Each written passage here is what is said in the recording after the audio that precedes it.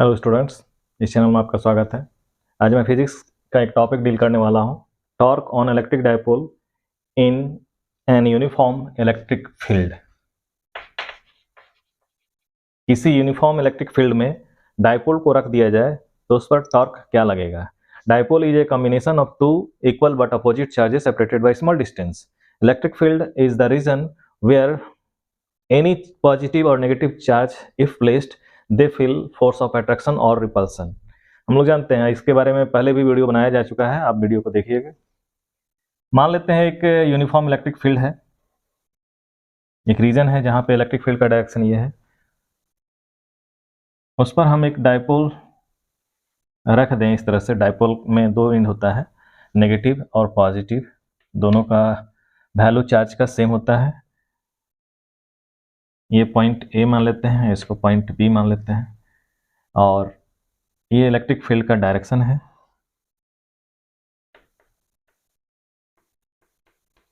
और electric field के direction से ये थीटा एंगल बनाया हुआ है, और ये एक्सिस ऑफ रोटेशन है। यदि हम इसको देखें तो रोटेट कर सकता है, लेकिन रोटेशन क्यों होगा, इसके पीछे का रीजन है फोर्स।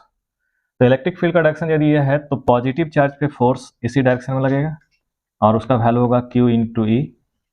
और नेगेटिव चार्ज जो है इलेक्ट्रिक फील्ड के डायरेक्शन में नहीं, अपोजिट डायरेक्शन में इस पर फोर्स लगता है, तो इस पर फोर्स इधर लगेगा और वो होगा माइनस क्यू ई।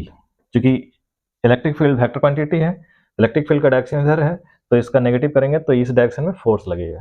तो क्वेश्चन कभी कभी आता है कि यदि हम कोई डायपोल को इलेक्ट्रिक फील्ड में रख दें, यूनिफॉर्म इलेक्ट्रिक फील्ड में रख दें, तो उस पर फोर्स, नेट फोर्स क्या होगा। तो नेट फोर्स अगर यदि दोनों को ऐड करेंगे तो जीरो हो जाएगा। लेकिन क्या नेट फोर्स जीरो होने पे नेट टॉर्क भी जीरो हो जाएगा क्या? तो ऐसा हम लोग देखेंगे कि टॉर्क है क्या, व्हाट इज टॉर्क। तो टॉर्क किसी फोर्स, किसी बॉडी पे अगर हम फोर्स लगाएं और एक एक्सिस ऑफ रोटेशन हो, तो उसके रेस्पेक्ट में टॉर्क का फॉर्मूला होता है आर क्रॉस एफ।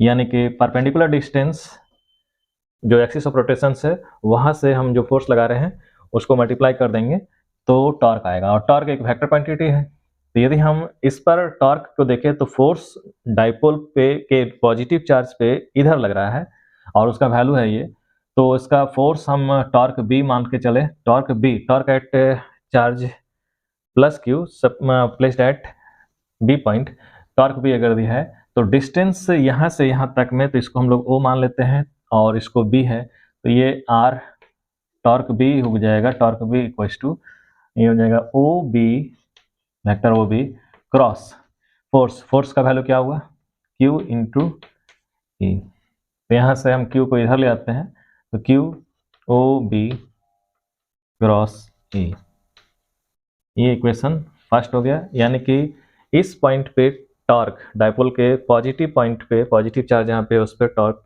ये है।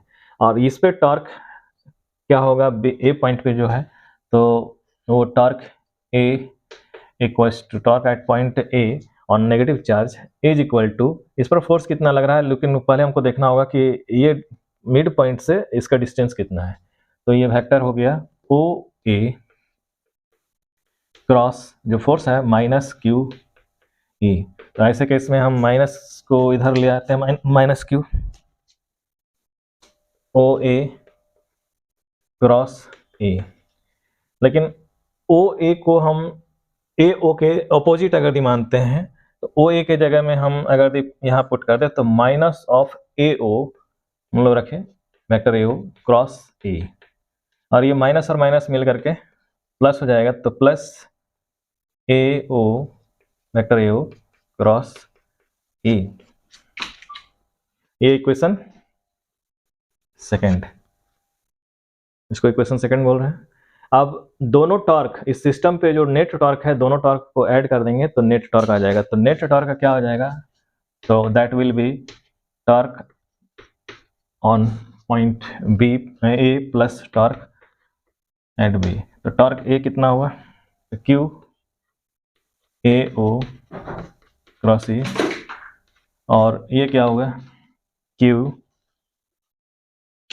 ओ बी क्रॉस ए। इसमें से कॉमन क्या हो गया, कॉमन हो गया Q A O cross A plus O B cross A. अब इसमें भी हम लोग कॉमन ले सकते हैं, ए को इधर कर देते हैं तो ये हो जाएगा Q A O vector A O plus O B cross A.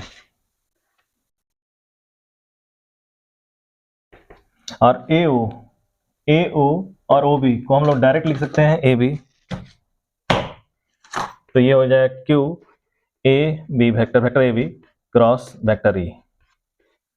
और हम लोग ये जानते हैं कि ए बी इंटू क्यू यानी कि क्यू इंटू डिस्टेंस, ये डायपोल मोमेंट हो जाता है, डायपोल मोमेंट हो गया पी क्रॉस ई। इसका मतलब नेट टॉर्क का वैल्यू आया पी क्रॉस ई। इस पर टॉर्क जो लगेगा वो हो जाएगा डायपोल मोमेंट पी और क्रॉस ई, यानी कि पी वेक्टर इंटू क्रॉस। तो ये क्रॉस प्रोडक्ट है, दो वेक्टर का cross product always vector quantity होता है, उसका डायरेक्शन पी और ई दोनों पे परपेंडिकुलर होगा।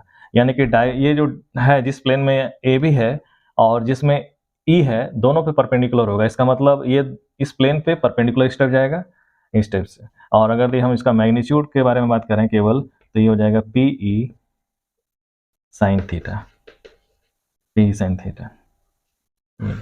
तो डिपेंड करेगा ये, यदि थीटा का वैल्यू 0 हो जाए तो साइन 0 का वैल्यू होता है 0। यदि यही डाइपोल इस तरह से अलाइन रहे तो उस समय उस पर टॉर्क नहीं लगेगा, और यदि हम ऐसे कर दें तो टॉर्क उस पर लगेगा 90 का, साइन 90 का वैल्यू 1 होगा।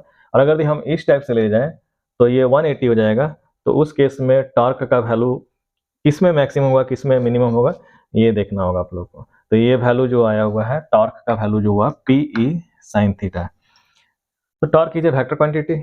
तो हम फाइनली ये बता सकते हैं कि किसी भी डाइपोल को अगर यूनिफॉर्म इलेक्ट्रिक फील्ड में रखे तो नेट फोर्स तो 0 है, लेकिन नेट टॉर्क 0 नहीं है, टॉर्क का वैल्यू होगा पी ई साइन थीटा। अब थीटा पे डिपेंड करता है कि थीटा साइन थीटा का अलग अलग है। यदि थीटा 0 है तो उस केस में साइन जीरो का वैल्यू क्या होगा उसके अनुसार से, और यदि थीटा 90 है तो उस केस में टॉर्क का वैल्यू क्या होगा। यदि थीटा 180 है तो उस केस में टॉर्क का वैल्यू क्या होगा आप लोग फाइंड आउट कीजिएगा। तीनों कंडीशन में 0 पे ये 0 कंडीशन है जिसमें इस तरह से अलाइन है, ये हो गया 90 डिग्री और ये हो गया 180 डिग्री। तीनों ही कंडीशन में क्या होगा आप उसको फाइंड आउट कीजिएगा। चलिए मिलते हैं नेक्स्ट वीडियो में, तब तक के लिए गुड बाय, थैंक यू।